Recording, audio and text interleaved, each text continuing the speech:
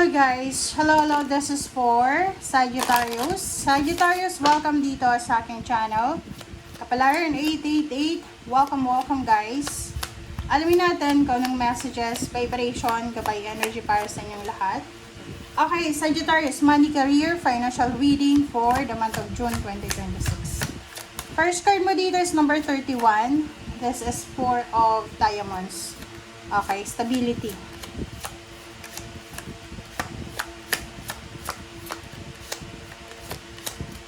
Okay. Sagittarius. Okay. Wow. Gustong lumabas na ito. Ito pa. Oh, wow. Okay, congratulations.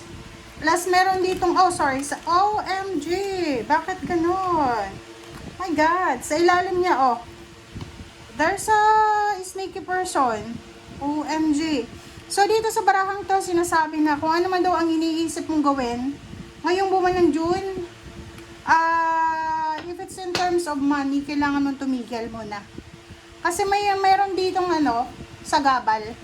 There's an obstacles and challenges na kailangan mong let go. Or bakit ganun yung energy mo eh? Kasi parang sinasabi, okay, kung ano yung plano mo ngayon na June, ihang mo muna. I-delay mo lang muna sa ngayon. Kasi parang hindi pa siya para sa ngayon. And mag-focus ka sa kung ano yung importante. Ito yun. 5/31/4/27. So, nakikita ko sure dito. Isang balita, importanteng balita, chat call, papeles, dokumento, ang kailangan mong asikasuhin. Pwedeng gusto mong mag-migrate sa ibang bansa. Pwedeng gusto mong bumili ng bahay at lupa. Pwedeng gusto mong ipagbili or ibenta. Ibenta yung ari-arian mo. Parang nakikita ko sure dito na plano mong makipagbate sa yung mga kaaway. Nakikita ko sure dito na pwedeng gusto mong sumali sa isang organisasyon, community, para mas lalo kang maging stable and secured sa finances mo. Nakikita ko sure dito, gusto mo bang mag-aral ulit? Bumalik sa school, masteral, doctoral, or whatever man siya. Kasi nakikita ko sa'yo na ito yung gusto mo eh. Diba? Business din. Sinasabi ng bara, pwedeng yun. Nag-aasikaso ka ba ng mga papeles tungkol sa iyong business? Ito siya. So, please comment down below guys if you are resonated.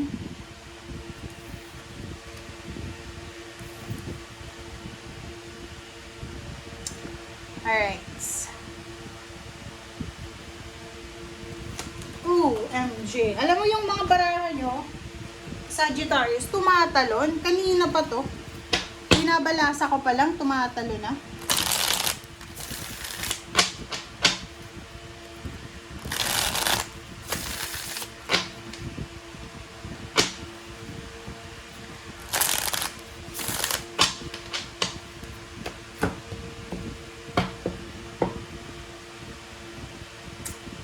Kaloka ka. Okay. 9 of Wands and Page of Cups. Nakikita ko sa'yo dito, may problema ka sa relationship. Wala kang problema sa pera, but you have a problem sa relationship mo. Or pwedeng this is between you and your partner, asawa, boyfriend, girlfriend, ka-live-in partner. Or kung sino man to. Pwedeng sabihin natin na business partner mo siya. Napapagod ka na eh.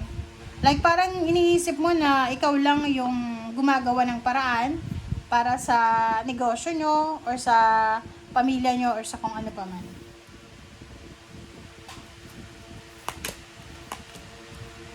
Nakakaloka. Diba? Ang sabi ng bara sa'yo dito,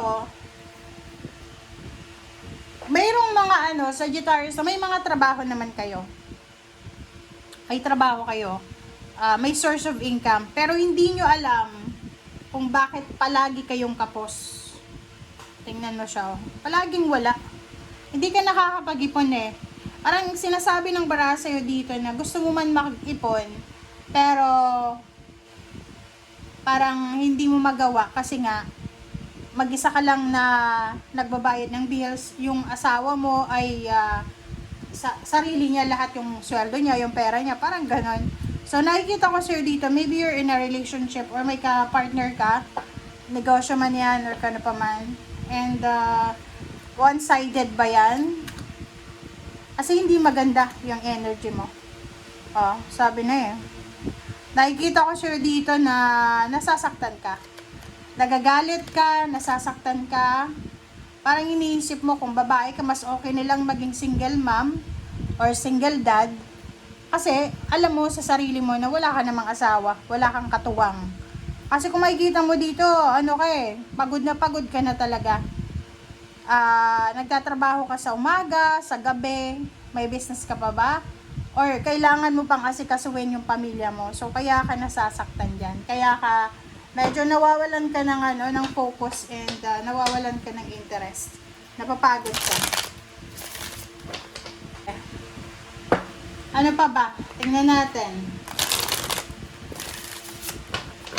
Sagittarius.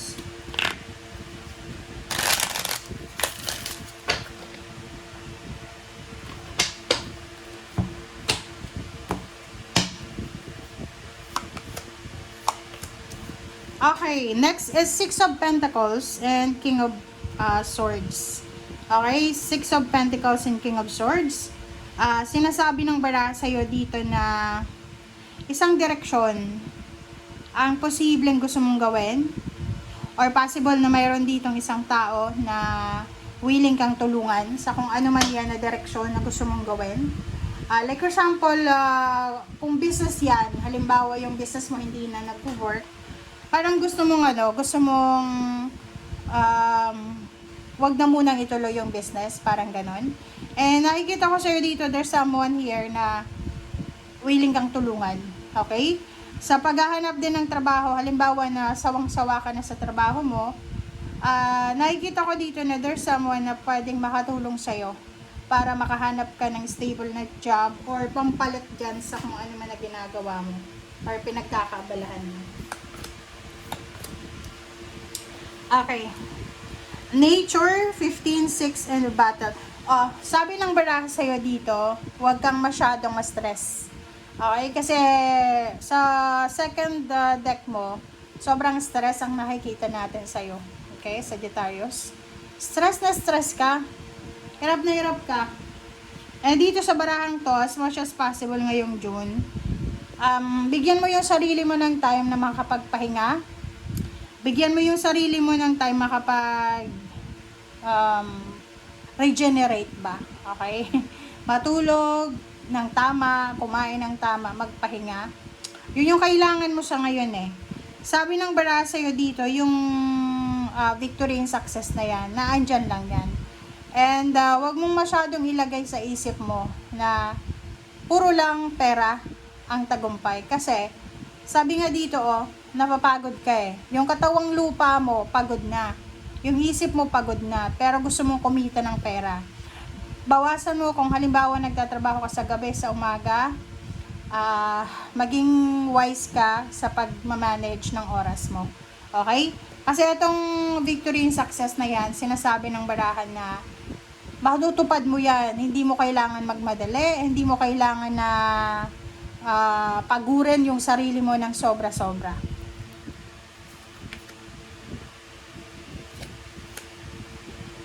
Okay, ang ganda na ito. Nine of Cups and the Moon. Ang dalawang barahang yan, sinasabi ng baraha sa'yo na marami kang kinakatakutan. Pwedeng breadwinner ka. Breadwinner ka ba? Kasi napaka-workaholic mo. Lahat ata ng Sagittarius, napaka-workaholic nyo lahat. Parang pakaramdam nyo, kailangan, parang yung mga Sagittarius kasi, yung ginagawa nila is parang kailangan mong improve yung sarili mo. 'Di ba? Lalo yung nasa middle child na Sagittarius. Nako. Ito yung mga yung mga middle child na Sagittarius. Sila yung mga nakakaawa kasi sila na yung breadwinner pero minsan hindi sila na-appreciate, especially ng parents nila or ng siblings nila. So, dito sa barahang ito, sinasabi na ang rason kung bakit napaka-workaholic mo is because gusto mong ibigay sa family mo yung karangyaan.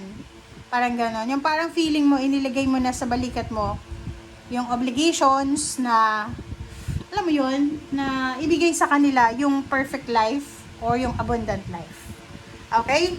And sa ilalim mo dito, Three of Cups and Ace of Pentacles. So, sinasabi ng bara sa'yo na there's someone na mag-o-offer sa'yo ng trabaho.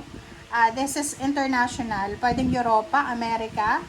And nakikita ko sa'yo dito na yan ay posibleng magdadala sa'yo ng sobra-sobrang kaligayahan and fulfillment. Okay? Thank you guys. Bye!